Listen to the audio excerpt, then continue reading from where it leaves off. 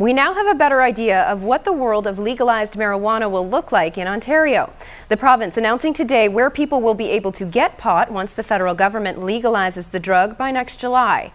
Angelo Aversa joins us with more on our top story tonight. Christy, good evening. The federal government has told the province to devise their own systems for the sale, distribution, and usage of marijuana once it becomes legal next summer. And today, Ontario outlined its plan, one that is facing some criticism.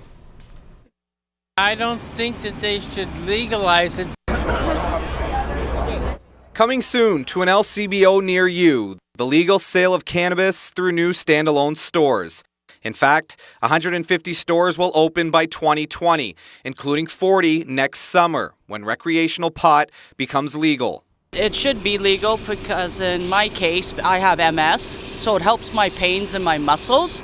But while the LCBO will oversee the system, liquor stores that sell alcohol will not be able to sell marijuana.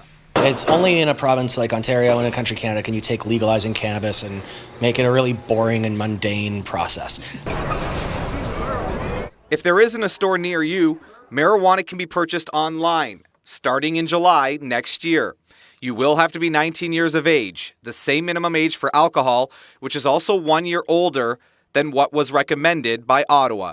To further protect youth, the prohibition of those under 19 having cannabis will also allow police to confiscate small amounts of cannabis from young people without leaving them with a criminal record.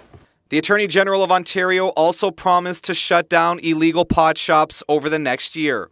My main concern is people smoking and driving, because there's enough of that now with people texting and driving and drinking and driving.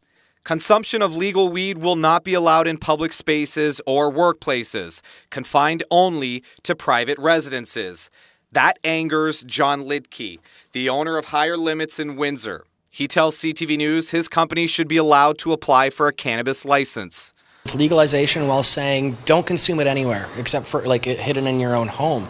And that's not treated the same way as alcohol is treated, because you can go into a bar or a restaurant and have a glass of wine, for example.